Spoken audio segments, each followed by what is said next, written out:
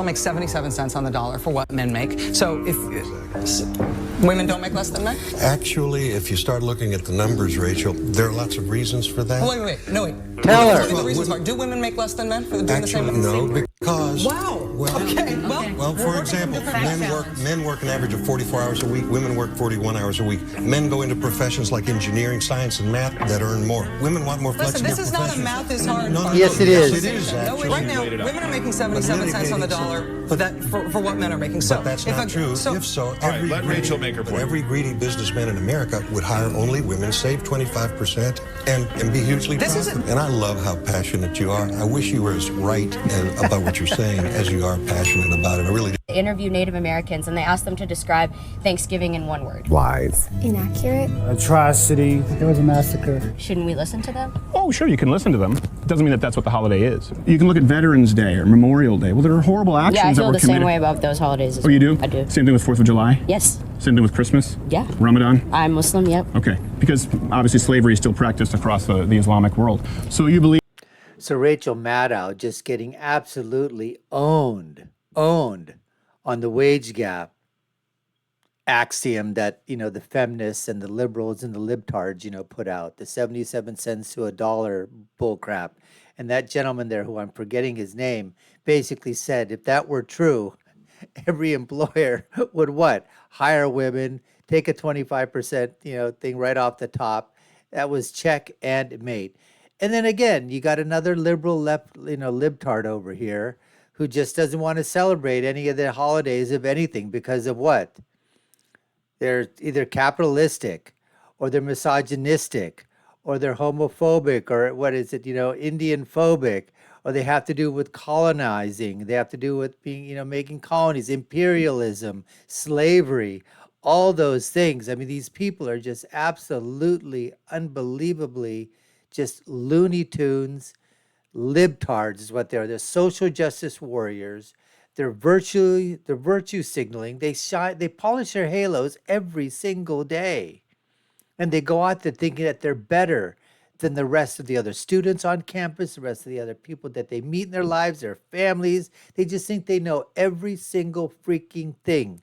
And they don't know a damn thing. That's for sure. They're, whatever it is that they think, their knowledge of history is so warped, is looking through a lens that is so tainted that they don't even know that the stuff that their verbal diarrhea that's being emitted by these people is just absolutely putrid, and nobody wants to listen to their crap. We're not celebrating war with Native Americans when we celebrate Thanksgiving. We're celebrating a moment of peace and unity because it shows that it can be done. So she has utilized both male and female names. Oh boy. Through all of our investigation to this point, talking with individuals, interviews, documents, Houston Police Department reports, she has been identified this entire time as female, she, her, and so we are identifying her as Genesee Moreno, Hispanic female. Is gay. Yeah, this is him. He's gay. I called up my dad and I said, hey, guess what? Your grandson, gay. Gay, gay, gay. My dad says you can't just say that your baby is gay before he gets a chance to tell us he's gay. And I go, whoa, whoa, whoa, whoa, whoa, whoa. Straight people do it all the time. Little baby boy is born. Oh, he's gonna be a heartbreaker. Little baby girl is born. Oh, you better lock her up when she turns 16. Clearly, people want their children to be straight. Well, my son is gay. Gay. Very gay. Very gay. Gay. First of all, I'm not a misogynist, because a misogynist is someone that puts down women. I exalt women to their rightful role. Women are supposed to be women, not men. And every time somebody says that a woman is equal to a man and does what a man could do, and you're actually abusing and denigrating women. Women have a unique purpose, and they're special. They're fearfully and wonderfully made by God. I support women. So I'm not a misogynist. I don't put down. You're putting down women by saying women can be men. You're putting down women by saying transgenders can be women. No, they can never be women. Women are special, and no man can just convert and say I'm a woman today. You're putting down women by saying that. Preach, brother, preach. So you're actually anti-women. I'm pro-woman. mothers, I'm pro-wives, and I'm pro-women. The Church of England has its first non-binary, openly non-binary priest, Bingo Allison, not sure if that was her born name, 36, her Christian name, is genderqueer and says God guided them to come out. Good morning and welcome to the Church of... Bingo is her name, oh. Bingo is her name, oh. of St. Margaret of Antioch in Toxteth. And today is Transgender Day of Visibility. My name is Reverend Bingo Allison and I am a non-binary. Bingo is her name, oh. Guess what, folks?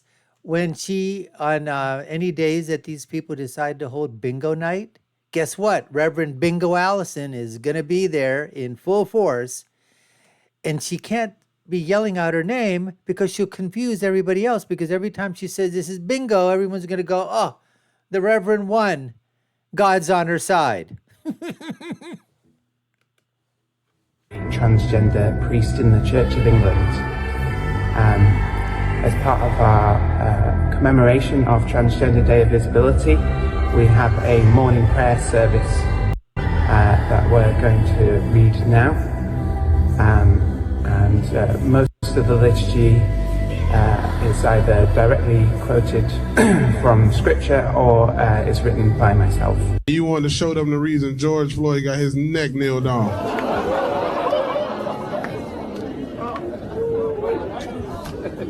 Don't ooh at that joke. It's just a joke, man. I would have never kneeled on George Floyd's neck. I would have shot that nigga. That was making us look.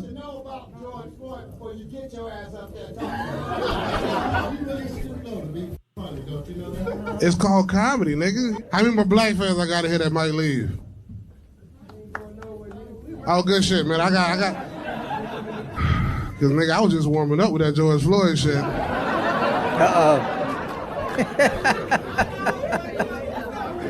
You ready to go? All right, baby. Okay. All right, you offended too, baby, with the braids? Right. You offended too? God damn, man, fuck. Y'all good? Or y'all about to...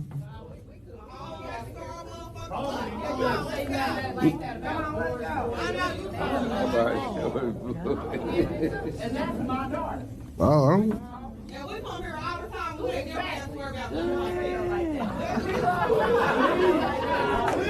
I like Kyle Rittenhouse too. I like Kyle Rittenhouse too. You too, bro? God damn, bro. Oh, but you fuck with me a little bit, right? See that? Yeah. Damn, one more guy. Damn, man. That nigga don't even want to go, but his ride leaving. He don't even want to go. He like, man, I don't like George Floyd either, man. That nigga had fentanyl. God damn, you gotta stoop low for a joke. George Floyd would have robbed you too, bitch. Let me tell you about the history of blacks in America. Blacks in slavery. Blacks is nothing but complaint. And you hear this from black females and black males. The victimization never ends. One of her ancestors were likely involved in the slave trade in Spain. Wow, I'm a little bit in shock. I didn't think I was. My family was originally from Spain and slaveholders. I guess it's a fact of life. This is how some people made their living. At first, I was deeply disappointed. I still believe in reparations. I still believe this country has a lot to do in terms of racial justice. And I'm enriched by knowing that my family has come so far from being enslavers. Now she's saying it's just the facts of life. And look how... Talk about karma coming back to bite you in the arse. It couldn't have happened to a nicer person than Sonny. I'm a culture appropriator, name appropriator, Ascension Cummings Hostin. This is a woman who has culturally appropriated the black label. She has no blackness in her whatsoever. Didn't realize till she ran some type of a genealogy and found out that her family's from Spain. Her mother is white or, Caucasian.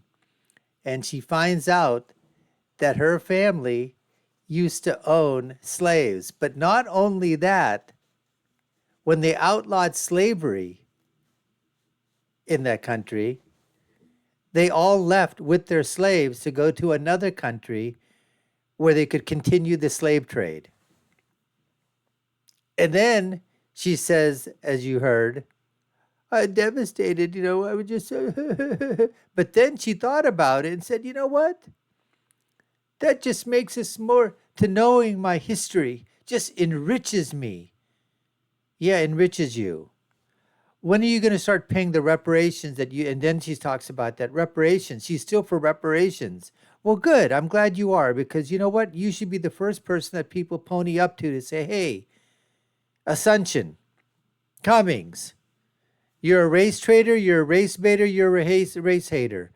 You're the triple crown of racism and bigotry. You own that title.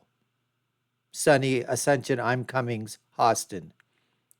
And the first check for reparations should be written to you, to everybody else.